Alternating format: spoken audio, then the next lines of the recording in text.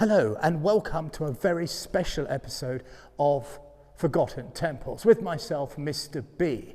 Now then, you know that I cover ancient temples, and you may well have been able to tell by the title of this video we've got something a little bit different, because in my search I have come across a singular mystery and I'm calling upon you to help me answer it, because I have studied it and I'm absolutely clueless. Now, it very much reminds me of one of those things you may see on one of those ancient alien shows. And I'm not one to ridicule them whatsoever, because if I'm truthful, I have to declare an interest. You see, when I was a young boy, I looked out of my window deep into the night and I saw a UFO. And I'm not kidding. It couldn't have been anything else apart from a wholly unidentified flying object. So that leaves me rather open-minded to temples, to UFOs, and to ancient aliens. So where is this mystery? Well, it's in the granddaddy of all temples. It's in Angkor Wat itself, and it's literally just here. So allow me to show you it. I came to Angkor Wat the other day, and I've been here numerous times. Of course, it's not that far from my house, and what a better way to spend a day than to walk around this ancient Goliath. A huge storm rolled in. We have the monsoon here, but this one was a belter, fire and lightning in the sky. Thunder rolled on. So I took a seat. I sat exactly here, and I looked down, and this is where our mystery lays. Because look at this, I'm going to show it to you closer. But what we have here is like an elongated T shape. And what makes this especially interesting is a part of the stone we can actually take out. And you can see this distinctive shape. That mirrors on the other side. So with this piece that's still in situ, we can see how this thing was cut.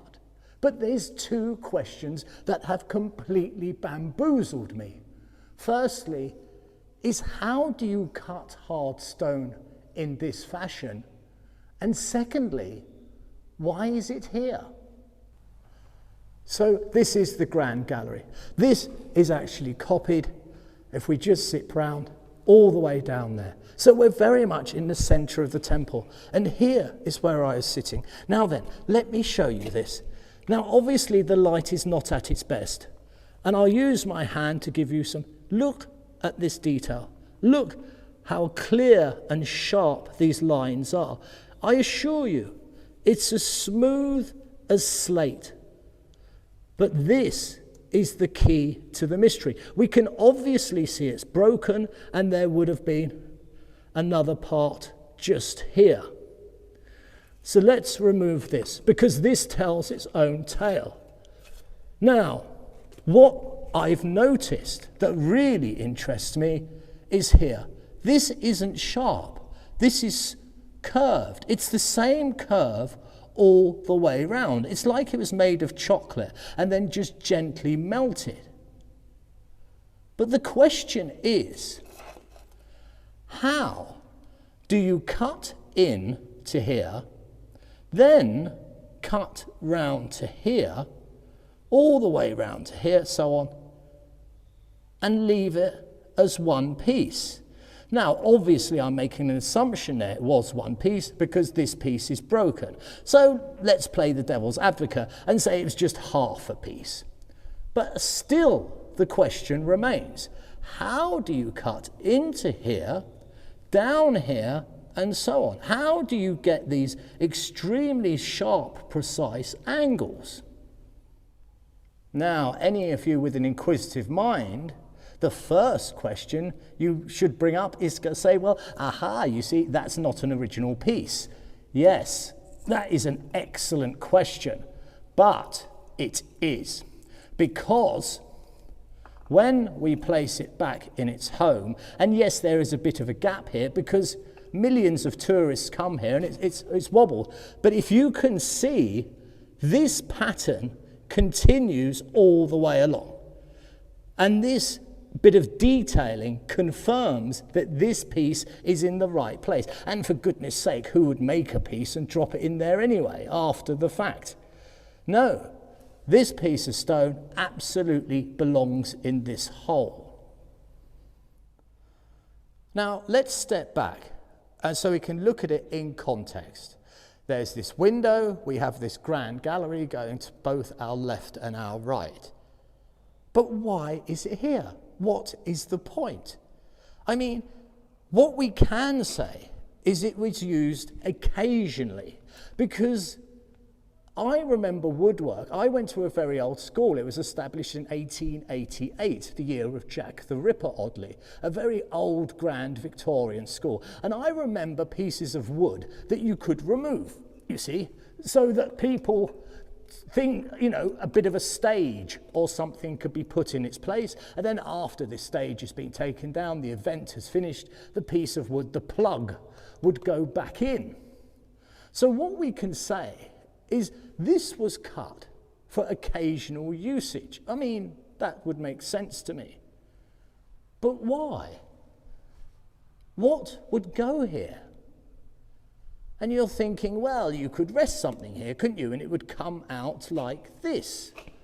Well, guess what? There's absolutely nothing on the other wall. So that theory doesn't hold water. Now, I've moved the stone just a matter of a few feet, so I may bring it into the light. And maybe it hasn't seen the light for many a century.